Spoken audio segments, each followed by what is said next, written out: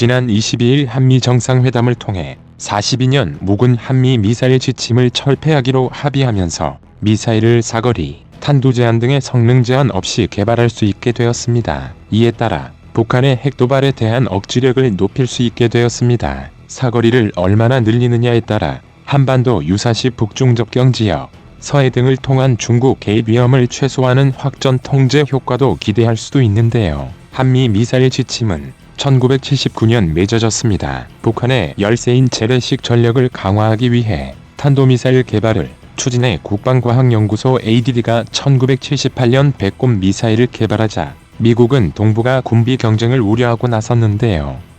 이런 가운데 존 위컴 주한미군 사령관이 1979년 탄도미사일 개발 중단을 권고하는 서한을 우리 정부에 보냈고 이에 서면 동의를 했습니다. 한미 미사일 지침이란 바로 이 서면 동의를 의미하는데요.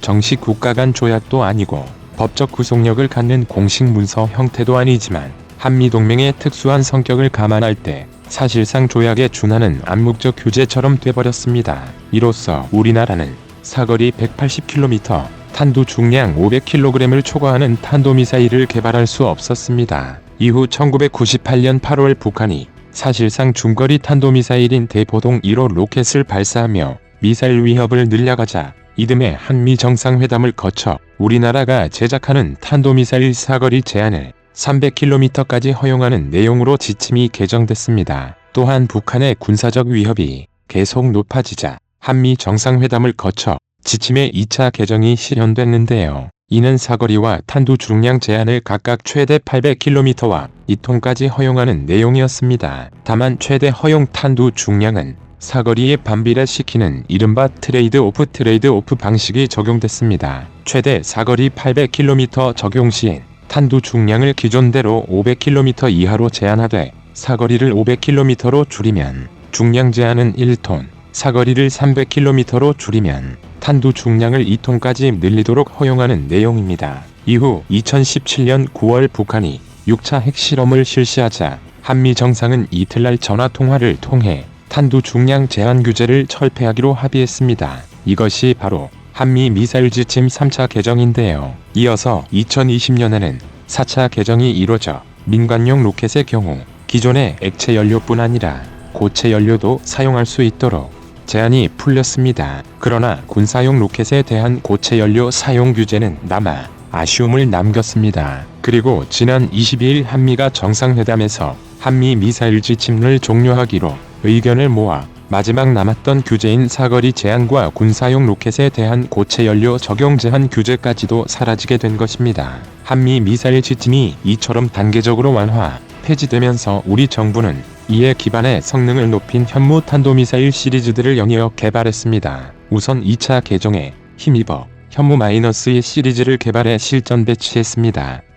이 중 현무-2A는 사거리 300km, 현무-2B는 사거리 500km, 현무-3B는 사거리 800km로 제작됐는데요. 현재 우리나라는 현무-4 탄도미사일을 개발 중입니다. 현무-4는 최대 사거리 800km일 경우 최대 2톤의 탄두를 탑재하는 것으로 알려졌습니다. 이보다 사거리를 줄일 경우 탄두 중량을 최대 4톤까지도 탑재하는 수준의 기술은 이미 확보되었다고 합니다. 이는 지난 2017년 탄두 중량 제한 철폐를 골자로 하는 3차 지침 개정에 근거해 개발이 시작됐기 때문인데요. 해당 탄두에는 무거운 중금속을 대거 탑재했을 것으로 추정되고 있습니다. 이번에 한미 미사일 지침을 완전히 폐지하기로 합의해 사거리 제한마저 사라지게 됐으므로 향후 현무 시리즈는 한층 더 위력과 사거리가 강화된 버전으로 개량되거나 신규 개발될 것으로 보고 있습니다. 현무-4의 탄두를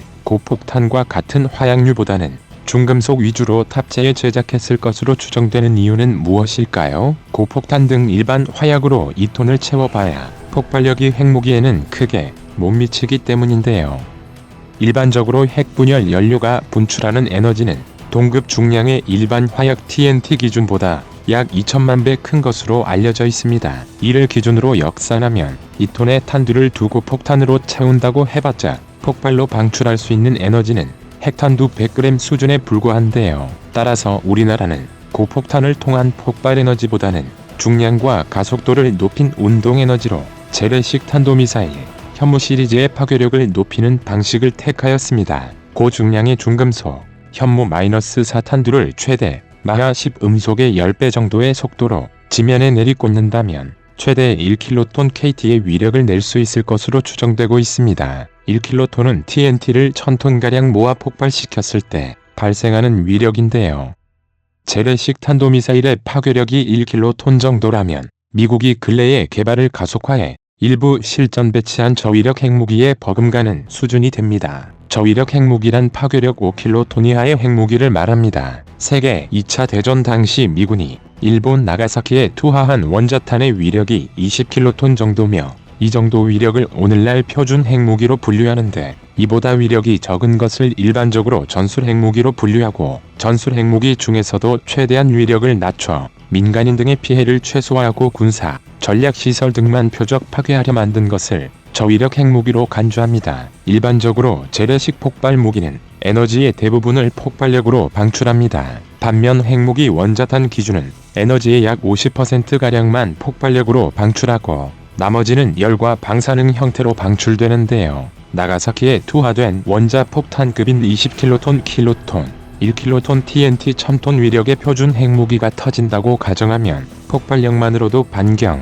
약 3에서 4km 내 인명이 살상되지만 이외에도 섭씨 수십만 도에 이르는 거대한 화구가 발생하면서 생긴 충격파가 열폭풍 등의 형태로 반경 수 킬로미터를 휩쓸고 감마선을 비롯한 방사선도 퍼져나갑니다. 따라서 광역 파괴력에 있어선 어떤 재래식 탄도미사일 기술로도 핵무기에 비견될 순 없다는 게 방사선도 퍼져나갑니다. 따라서 광역 파괴력에 있어선 어떤 재래식 탄도미사일 기술로도 핵무기에 비견될 순 없다는 게 과학계의 대체적인 견해입니다. 그러나 현무-4와 이번 한미 미사일 지침 폐지에 따라 후속으로 개발될 신규 현무 시리즈는 핵이 아닌 재래식 무기여서 오히려 실전에서 유용하게 쓰일 수도 있습니다. 핵무기는 한번 쓰게 되면 상대방이나 상대방의 동맹국으로부터 핵보복 공격을 받게 됩니다. 따라서 핵무기를 가졌다고 해도 실제로 전쟁에서 곧바로 쓸 수 있는 것은 아닌데요. 이것을 공포의 균형 효과라고 부릅니다.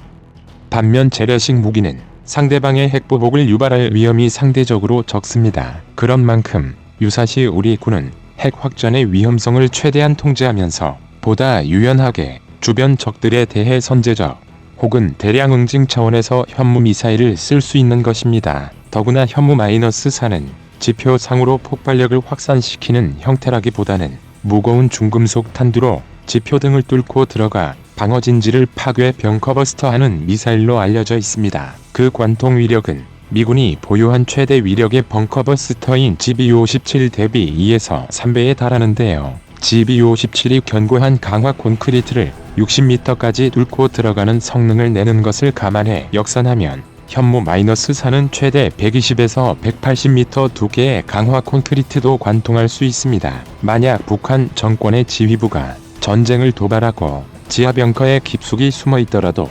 현무-4로 위치만 특정하면 정밀 타격해 말살할 수 있는 것입니다. 이번 한미 미사일 지침 폐지로 우리나라의 탄도미사일 전력은 한층 더 강화될 것으로 전망됩니다. 향후 현무-4 개량형이나 후속형이 개발된다면 사거리가 대폭 늘어난 1000에서 3000km급 중거리 탄도미사일 MRBM이 될 가능성이 있다고 군사 전문가들은 보고 있습니다. 이미 우리나라가 개발해 실전 배치한 순항 미사일 중 현무-3B와 현무-3C가 각각 1000km와 1500km를 사거리로 두고 있기 때문인데요. 특히 MRBM 중에서도 수중에서 쏘는 잠수함 발사 탄도미사일 SLBM 형태로 개발될 것으로 보고 있습니다. 우리나라는 이미 SLBM 수중 발사 가능성을 타진하기 위한 지상사출 시험을 단행했으며 2018년 진수식을 마치고 내년 실전 배치될 국내 개발 잠수함인 도산 안창호함에는 이미 SLBM을 탑재할 수 있는 수직 발사대 VLS가 장착돼 있습니다. SLBM 기반의 MRBM이 중요한 이유는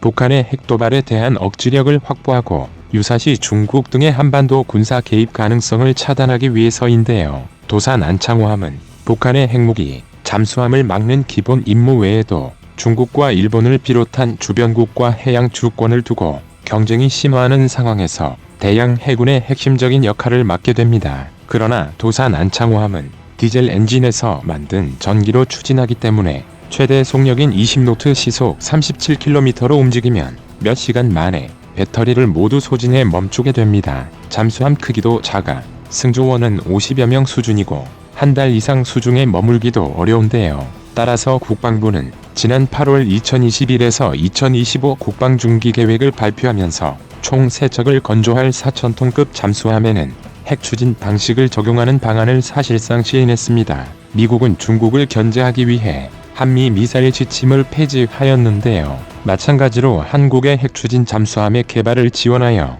더욱 더 중국과 북한을 압박할 것으로 보고 있습니다.